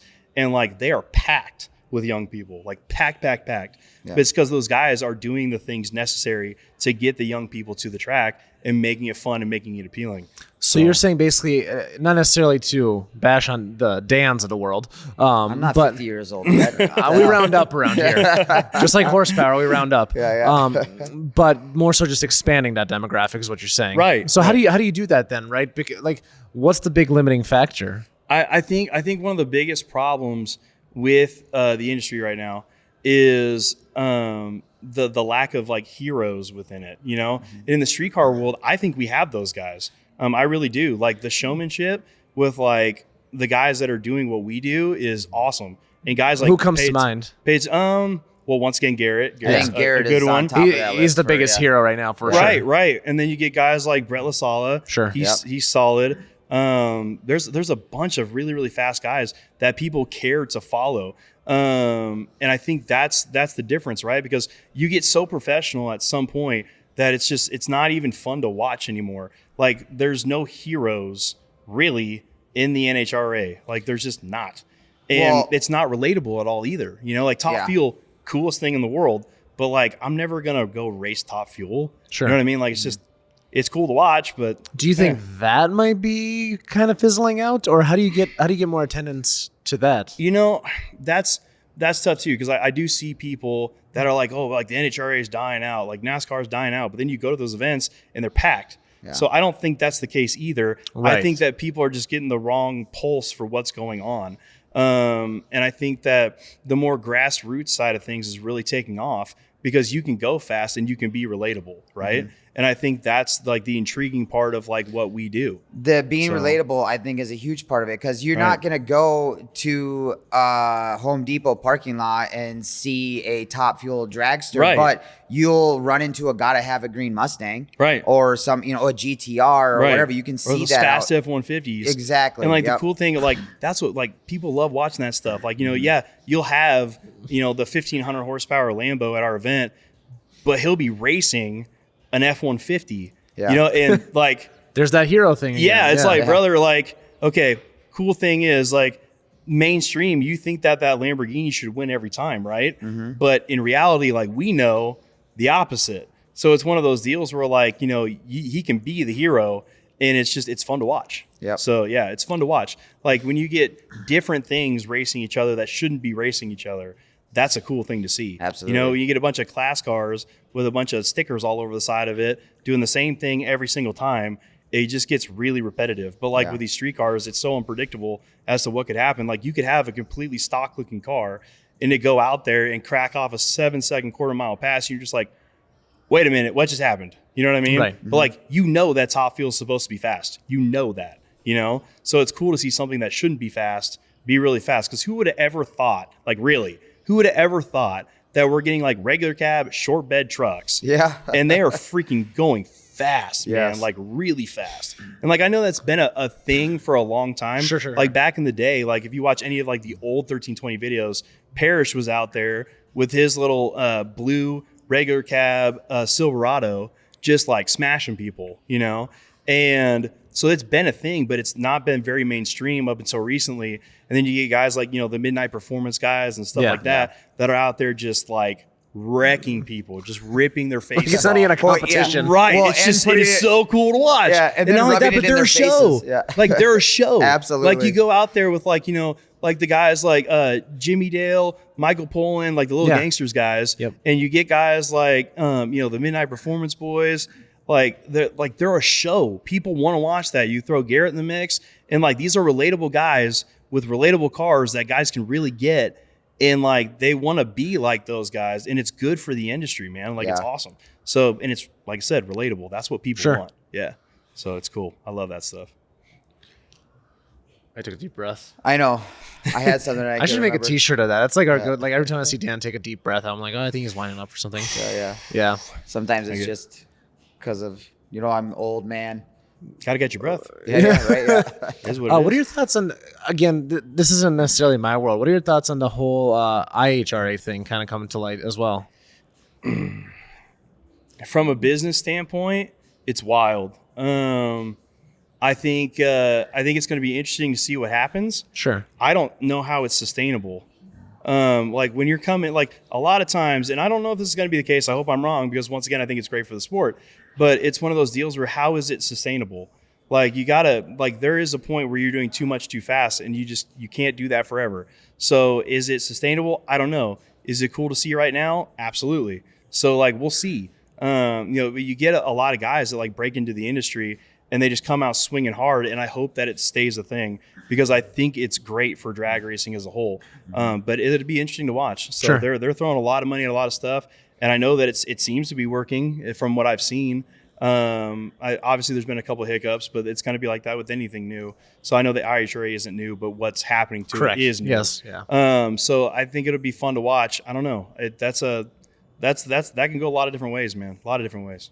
So give me Saudi money. No. right. We'll be live Street Car Takeover. Right. Right. Jeez, man. Do you ever see yourself? Have you done any events in like Canada or Mexico yet, or no? No, we haven't. So we've talked about it in the past and stuff, and we actually got invited to go over to the Middle East a long time ago to do it. Yeah. But once again, like the logistics were just crazy. And when we got invited to go to the Middle East, how 10 years ago ish? Oh, geez. Yeah, I mean it was a long time ago, and it actually happened at SEMA. Like they approached us at SEMA, to do that. And we're sitting there, we're talking it over like with like our guys like internally. And it's one of those deals where like, I know that those guys have been racing over there for a long time, but it's kind of really just starting to be mainstream over there. Yeah. And it's one of those deals where like, we didn't know any of the guys, like we don't know. And so it's one of those deals where it's like, man, we're really flying blind here. Like, is this a good idea? And all those guys are so nice and they're so great. And it's like, all right, well, that's cool. But like, what happens if something goes wrong over there? And we're just like, ooh, like, what do we do? So, but I think just understanding it. Yeah. Right. We just don't understand. Like we don't know. But I think it'd be cool to go to Australia for sure. I think those would be cool. Those boys are absolutely wild. Yeah, we met some of them the other day. Yeah, I've got to meet a lot of them too now, especially like with all the burnout stuff popping off. Yep. And all those guys are like shipping their cars over. You're probably going to need to ship your car soon, or know somebody that will. And as someone who used to work in freight logistics, I understand the difficulties of finding reliable transport, especially when trying to make it to rallies, racetracks, or to warehouse to hide your Corvette because you're going through a messy divorce, and when she says everything, she means everything. Anywho, Nick Shearer is the proud owner of Sure Thing Logistics. Having traveled much of the country with every type of vehicle you can imagine, he's got the experience and reliability that you want to ensure a safe journey for your pride and joy. If you want to find out what it takes to ship your vehicle, go to SureThingLogistics.net, fill out the intake form, and be sure to let him know I sent you. Let's get back to the show. Yeah. To do that stuff, which I think is really cool. So like they're spending a ton of money to come out here and put shows on for everybody, and I think that's awesome. So I think that'd be cool. And I know that they just built a new drag race facility in Mexico somewhere. I can't remember off the top of my head what city it's in, but it's apparently supposed to be really, really nice. Okay. And we've kind of been eyeballing that situation too. So we have friends that go down there pretty frequently. Okay. And they're telling us like how nice it is, like everything is cool. Like, so it's absolutely a possibility. So it's absolutely a possibility. Well, then you could also get crazy, like, like Brazil too, like Fuel Tech just got that new track out there too. Right. Yeah. Which like, I think it's cool that it's happening all over the world. It's just, how do you get over there to do it? You know what I mean? Like, do we ship with all your of our schedule? stuff? No shot, dude. Like, Right. If you didn't have 20 events stateside, okay, maybe. Like, right. But that's it would a lot. it would take a team over there. Like we'd have to like. Obviously, we'd fly our guys in, of course, but like there's so much stuff that we'd have to take with us. We would have to have all that stuff like set up, sure, and then come in and do the event because like my rig that I drive around in, like it's one of those deals where, brother, that thing don't float. So like, how am I going to get it over there? Right. You know? Right. But it's like, it's got everything in it. So Sure. we'd have to like set it up, I guess, and then go do it. Yeah. Streetcar franchises, man. They're right. That'd be cool. That's an idea. I like Well, it. where do you see streetcar in like the next 5 years? Are you more events, more classes? Like, Yeah. where So are we at? man, we've been focusing a lot on like the show side of things. So like we just got done with our event in Nashville, and it's kind of one of those deals where we tried doing this in Atlanta at first, and it worked awesome.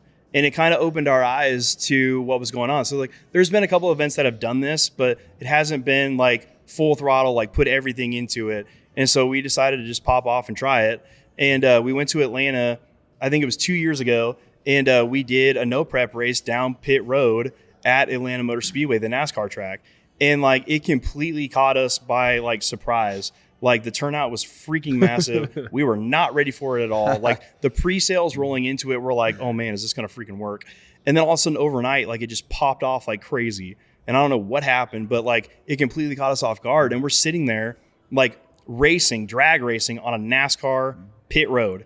And like it's the feeling that you get doing that, it's cool. Like it feels very street. You know what I mean? Like it feels like you're racing like in an industrial park, like the old days with your buddies, because you're racing somewhere where like you shouldn't be, like this shouldn't be happening here, but it's happening here and it's awesome. So like we took that formula and we went to Nashville with it like 2 weeks ago, and we did a 28-10-5. We did it with the Little Gangsters guys. So like I said, like Jimmy Dale, Michael Poland, all those boys, BJ, they helped us out with the event. And like we like blew the lid off of Nashville. Like it was sweet. So we did a 28-10-5, anything with doors, no all-wheel drive. So pretty standard small tire rules. Yep. And we did a $30,000 to win race out there. But on the flip side, though, we still had the huge burnout pit. We brought in huge mega trucks. Like these trucks are bigger than monster trucks. Like they make monster trucks look small. They're that big. Like, dude, these things are like 20 feet up in the air. Like, it's crazy. Like the tires, like I think they're like 80s. I think like they're huge. Like huge trucks, and like they're big diesel trucks. And like we like chained them together and set up like a tug of war deal. So we had mega truck tug of war. We had $30,000 to win no prep race.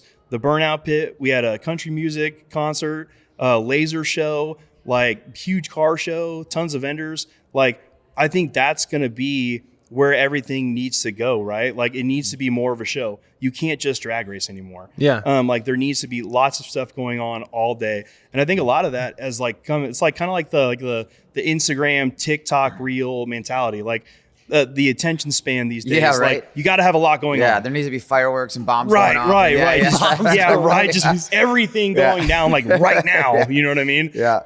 And I think like that's going to be a really, really big thing here coming up is like how much stuff can we cram into a show and make it a show so that it's an experience that people want to go back. Like obviously heavy racing influence, right? But at the same time, like we want you to be able to bring your wife and your kids and come out and have a good time. Like that's what Street Car Takeover needs about. And that's what like the industry as a whole needs to get back to, in my opinion. Like next year for 26 and SET, we're adding a junior dragster series within our series. Great. Yeah. So they'll have more options than just what's been going on in junior dragsters, right? So like, a lot of our guys now, like we're getting a little bit older. I'm in my mid 30s now. I just turned 35 a couple days ago. So it's one of those deals where, like I got kids and like, I want to be able to take my kids with me and not just like watch dad. How do we get them involved? So if you capture them at a young age, you can keep them for forever if you do it right. So it's one of those deals where like junior dragsters, I think are going to be important, and we're going to put like real payouts on these classes. Like I think the conversation right now is we're going to give away a chassis at the end of the year to a kid and his family. But then also we're going to do like a $2,500 payout at every race for a 7-year-old kid. Yeah. So like not only are they going to get a big old trophy, but like we're going to write you a check at the end of it for $2,500 too. But that helps families stay in racing. You see what I'm saying? And like that's important because $2,500, even if you're going out of state to go race, that covers a lot of the expense. Yeah. So obviously like you got to win, but that's part of it too. So like it's one of those deals where I think that's going to be a big thing for SET moving forward and really pushing the family dynamic. So and it increase turnouts, get kids involved at a younger age. I think it's going to be good all the way around. So. I think that's a little bit of a responsibility because I love bringing my kids to the track. Right. We do that. My 15-year-old now, where we've been talking about maybe doing some spec Miata stuff. She races snowmobiles.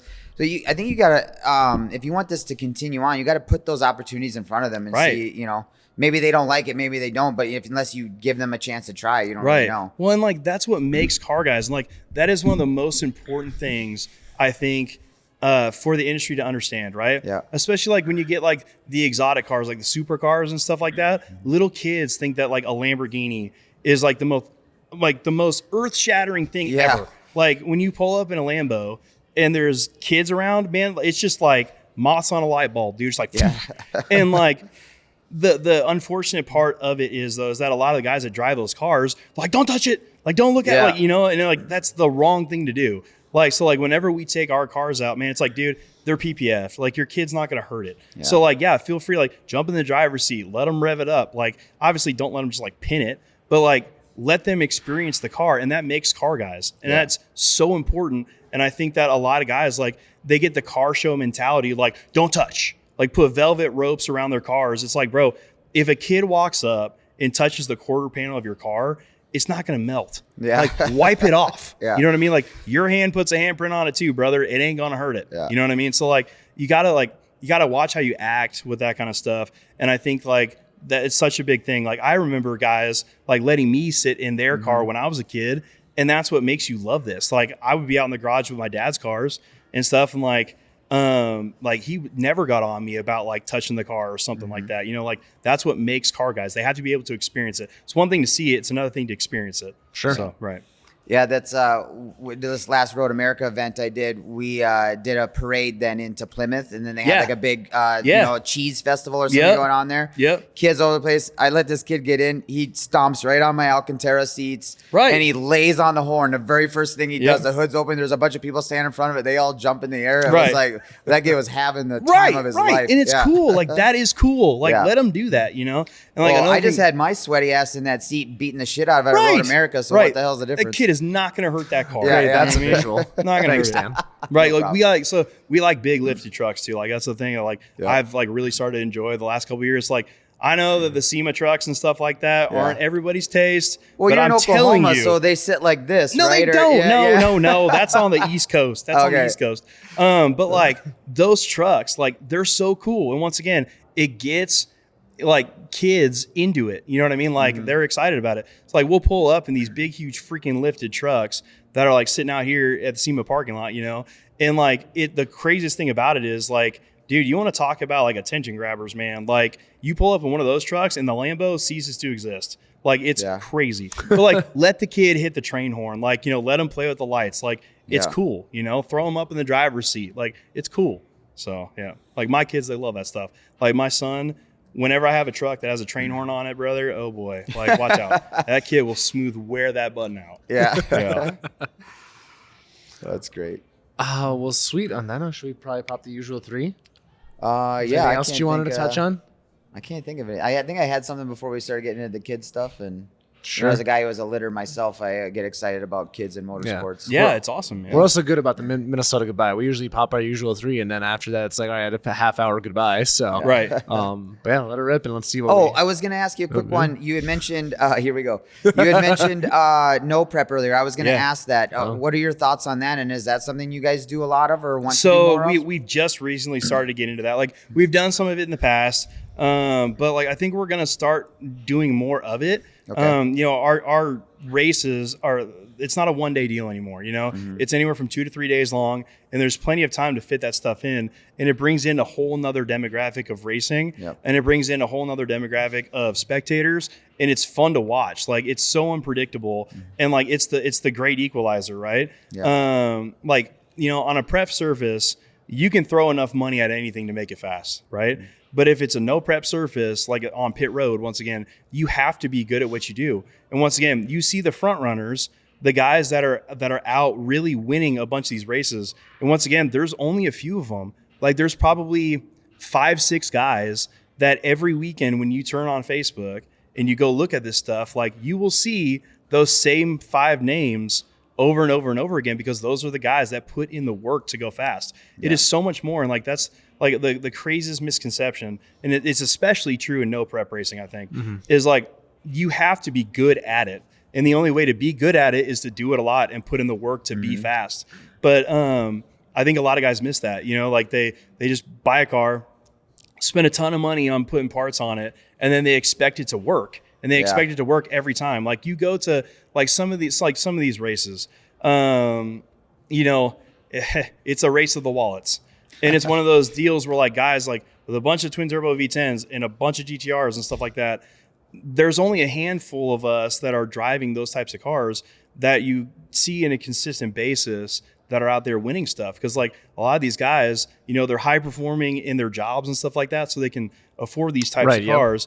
But then they race them once a year, and like they expect like these cars, like as like a shop owner and like talking to other shop owners and stuff like that, you see like that's the most frustrating thing ever. It's like, oh, like, we got to get my car done for this race. Like, bro, okay, we'll get it done, but like, are you going to go test beforehand? Right. Like, do you know what you're doing? Like, do you know what the car is going to do? Do we even know if this is going to work? You know what I mean?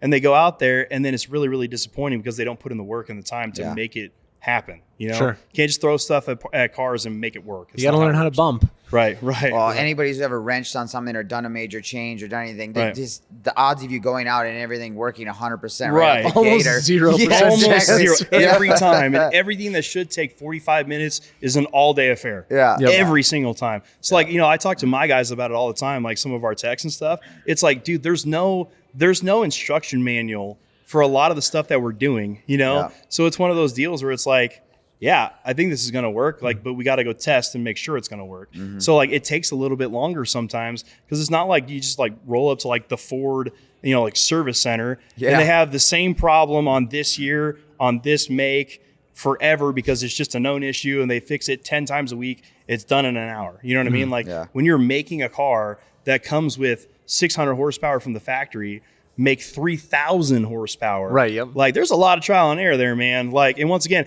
it's not hard to make the power anymore. We know we can make the power, but can you make it work? So the guy that makes it work is the guy that's going to win. And it's rare to find those guys, man. Really rare. So really rare. Who do you think has some of the best support teams out there? Is it still like T1 up there? I think there's it's never ending. Right. That's the coolest part with the industry right now. And that's why I'll go back to saying again, like, this isn't dead. Like, and it's not going anywhere. There's so many great options for so many different platforms out there. You know, like I said, you got the Sisio guys, you got AMS, you have T1. There's so many good options out there that like pick one and roll with it. You know what I mean? And like, just know, like the thing that I try to instill in people's heads is like, when you get into this, expect things to break. There is no such thing as it'll never break, it's bulletproof, blah, blah, blah, blah, blah. Like, that's not a thing. You could have it be built by the best person with the best parts, and guess what? Stuff is still going to break. So it's part of racing, man. Like, me and my buddy Dalton, who I met a long, long time ago out in the streets in Texas. Like, we have a saying that we still say to this day, that's show business, baby. Yeah. And when stuff breaks, like, you just gotta kind of laugh it off. It's like, man, that really sucks. And this is going to be very expensive, but baby, that's show business. Yeah. And we love that part of it. So it's just one of those deals where like, you have to expect those things and just take it with a grain of salt. Like, you can learn from stuff breaking. So Absolutely. Like, we'll make it better next time. It's fine. It is what it is. It sucks right now, sucks financially, but here we are. So, do you have a favorite moment or memory doing whether it's the street racing days, 1320, street car, whatever? So yeah, probably like we're gonna go back to like the old days, but it's a day I'll never forget. When we had the 3DX Evo, and the day that we went to the dyno, like the video went insanely viral. Like, Kyle came with us. It was me and my dad and Fred, who like Fred from 1320. Yeah. Oh, yeah. We all, like, that was when Fred first started. Like, this is a long time ago. And we all rode down together. Like, Kyle came out. Like, it was fun to film that day. And I had my dad with me. And it was one of those deals where like, it was a defining moment in like cars for me. Because like, you know, it showed my dad Like, it was, like I said, for a long time, like my dad, he's my hero still to this day. Like, you will not find a better human being on the planet. Like, I will stand on that. My dad is amazing. And like, it was cool for me to have him there. And like, it somehow he makes it happen every single time when something really, really cool happens. My dad's there. I don't know how he does it, but he freaking does it. And I hope I can do that with my kids too. But like, we set the record. We were the highest horsepower Evo 10 in the world. I was a dumb 23-year-old kid at the time. I literally put every single penny I had and more into this car to try to make something happen with it.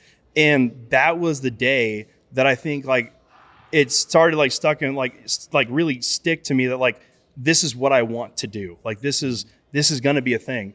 And then when we started doing Street Car Takeover, like I said, the only reason why we started it is because we wanted to go race with our friends. Sure. And like, I don't ever want to lose that. But that day in particular, my dad was there. Some of my best friends were there. And they're guys like we talked about before. The ripple effect from 1320 video has been amazing. Like a bunch of those guys that you see today, like that are big in the industry, we all came from Omaha, Nebraska.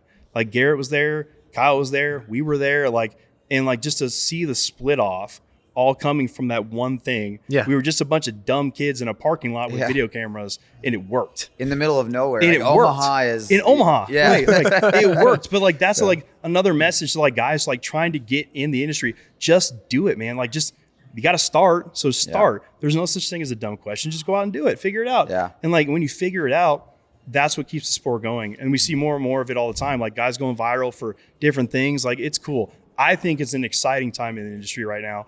And I think people need to focus on the good and like forget some of the bad and just keep like moving forward. Things are going good. So like, just let it be good, man. Let it be good. What is your dad was a car guy. What did he have? What So was he into? my dad, so it's been fun to see like his progression too. So back in the day, he was a big 300ZX guy. Okay. Like he had a lot of them. So like, I think the video of us at Road America that we talked about earlier, I think I was in his pearl white 300ZX. I'm pretty sure. That's a pretty rare color for those too. Isn't it? Yeah. Car's sweet, man. I think Calvo's brought that color up to me before, actually. Yeah. So it was like pearl white with like tan interior. Sure. Car was so cool. And like even still to this day, like that's a cool car. Absolutely. But so he's a business owner, got a little bit more successful, stuff like that, longer business. And he started to be a big Porsche guy. So like my family, like we are big Porsche people, have been for forever. They're hard to beat, man. Yeah. They're really hard to beat. I can think of one car to beat them, but They're awesome. Yeah, right. So yeah, big Porsche guy. Okay. Sure. Yeah, that would be him. So Cool. How many people did you have show up to your first event? oh Any idea? man, so our first event in Kansas City. So to our night meet stuff, it was huge. And the reason for that is just because of what we were doing at that time, with like 1320 video, like the night meet stuff was what everybody wanted, But then you get to the track side of things, and man, I bet there might have been 1,000 people there for our first one at the track. And like, man, we thought we were doing it. Like we made a little bit of money. Everything was great. We're like, man, we can really do this for real. Like it was fun. I think we probably made like, without saying too much, like I think we made like $8,000. I think it was like $7,800 on the first event. And like, we just thought that we were freaking doing it, man. Yeah. And like, you put all this time and all this effort into being the green and stuff like that is a big thing. And like, it's hard, man. It's hard work. Well, that's not super common to be in the green either on events like that. No, you got to do it right. Yeah. Like, there's a You're lot telling me, bro. Yeah, no, there's a lot of like time and effort. Like that's why I'm like saying it's not easy. Like it's more than just a Facebook post and it happens. Like there's so many variables that go into it, and like you can lose it all. Like you have to. Have you ever lost it all? No, we've done pretty good. Okay. We've done pretty good. There's been a couple that we haven't made anything on, and there's been a couple that we broke even. But those are those events. Most of the time, when you have those types of events, it's one of those deals where it's like, okay, but we set the groundwork for next year to just crush. Right. So like you got to put on the show, and if it costs you some money, it is what it is. But like that's what locks it in for forever. So we always say it takes 3 years for an event to cement itself, like a new location. It takes 3 years, and if it doesn't work in 3 years, you got to go somewhere else. Well, you got the data to make that claim too. Right. You've been in it long enough. Right. If it doesn't work in 3 years, you got to go somewhere else. So and that's a lot that plays into it too. So define working. Like, what do you mean by work? Like, So obviously the racer turnout is super important, right? Sure. The racers of the show. So you got to take care of those boys. But the spectator count is where everybody eats, right? Right. So it's one of those deals where like you have to put the butts in the seats. And that's why we're so focused moving into the 2026 of the show aspect of it, because that's where things are going. So like it has to be a show. So yeah, we can have as many racers as we want, but like we got to pay out big payouts for those guys and stuff Sure. like that. So like really in reality, like on the racing side of things, like you can have a great racer turnout, but if there's no spectators there, you're not going to make anything because you're giving it all back to the racers, which is important. Obviously they're the show. Right. But like the spectators is what really continues to drive if an event is going to be successful or not. So because us racers, we'll race anywhere. We just want to race, right? Yep. But like you have to have the people there in order for it to be successful. Sure. So, right. I think that's a hell of a note to end on. Yeah. All right, well, let it rip with the usual 3. All right. So at the end of every episode, we like to ask our guests to pick 3 cars. I need a track car, a daily driver, and a show car. Rookie, you almost forgot It's it. been a while since we've done one of these, actually. So show car, daily driver, and race car. And, Track car. Yeah, track car, race Okay. car, whatever. And you have an unlimited budget. Unlimited budget. Okay, so daily driver wise, I'm going with a big lifted truck. Because these days, man, you can still tow with them. They're super practical. They got a lot How of lifted room. are we talking? Can you go through the drive-thru still? Yeah. Okay. Oh, no. Actually, no, you can't. No. So I've had a few F450s that you just kind of plan to walk inside instead. Yeah. So, but like, it's fun, man. Like, it's super fun. So, like, when you roll up on something with 30s and 44s and like a 17-inch lift on it, like, it's fun. So, like, that I would daily. So that's what I which do truck daily. was you, Ford or? Yeah, I'm a big Ford guy. When it comes to trucks, F450 is where it's at, in my opinion. Oh, I see most of these GM camps, then their tow rig is definitely a Super Duty. Right. Yeah. So yeah, I think a 450, an F450 that's big lifted, that's the daily. Race car. Oh man. I don't know, because like I'm changing right now, you know, like from the GTRs, I want to go get into a small tire car. So like right now, I think like either a slammed out Fox body that makes, 4,000 horsepower or a Nova or something like that. That's what has my eye right now, but I still love my GTR too. So, but I think I'm gonna go with a small tire car. I'm gonna roll with a Nova right now. What kind of, who would you go for who would you have build it, I guess? My guy Logan for sure. Okay. The guy that works for me. So like I said, he worked in the NHRA for a long time. Sure. Elite. Him and his uncle, man, they hit small tire races all over the country and they tear it up. Sure. So just keep it in house for that. Cool. And you were thinking, what, like a 500 cubic inch, something real big? Yeah, or- something big with big old turbos on it. Yeah. Okay. Yeah, Sure. like we were gonna go fast with the next one, and then for show car, show car. That's tough. I'm not a big show car guy. Yet you're at SEMA. Right. Well, PRI, we'll head there. That's more our Are you crowd. going to PRI, by the Oh, way? absolutely. We like that event too. Now, man, a show car. So one way like to explain it, what are you gonna go with the wife and kids to get ice cream in? The big lifted truck. Yeah. Okay. Yeah. Okay. Yeah, because like my kids love it, and Yeah. my wife loves trucks too. So Sure, like sure. she could care less about the race car, but she loves trucks. Man, I don't know, show car. You don't want something like a slammed like Lincoln? That, or maybe like an old C10 or something like that. Okay. Like I really do like bag trucks too. Sure. So something just slammed out on big wheels. Like I love that stuff. So Sure. like probably something like that. Yeah, I think I'd probably roll with like I had a 63 C10 that was bagged and stuff on smoothies. And I used to love ripping that little truck around, and it was fun to go and like sit there. So yeah, it's probably some sort of like modernized like old F100. Sure. That's on air with like a Coyote in it with a 10-speed, something that you can drive, but like just gorgeous. So Sure. yeah, 64 F100. That's what I Sweet. do. Are you doing shiny or are you gonna patina or what's your? I like both. So Yeah, okay. that my C10 that I was telling you about, that one was like there was no paint on it. So like it was just bare metal that we clear coated. Okay. Had a little bit of patina on it, but then we did like bass boat metal flake on the roof. Oh, that's cool. It was really cool. Yeah, that truck was sweet. And it was just fun to rip around. It had a little 5.3 in it, just nothing crazy, just fun. But man, I think more my style is all painted up pretty and shiny. Sure. That's more my style. So Well, sweet. On that note, where can everybody find you?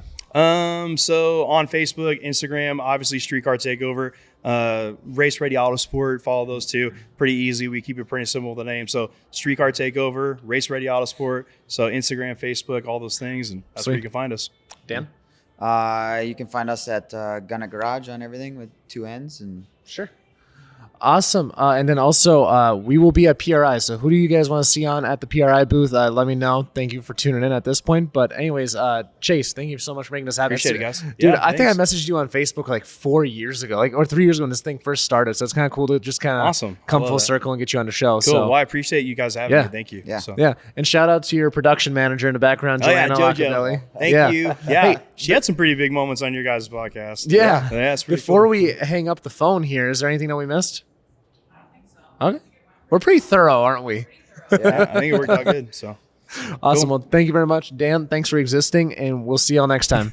Thanks again for watching the show, guys. Be sure to go into the description down below and check out all of our sponsors. They are what make this show possible. It allows us to travel the country and talk to some really cool guests, so be sure to check them out, and see y'all next time.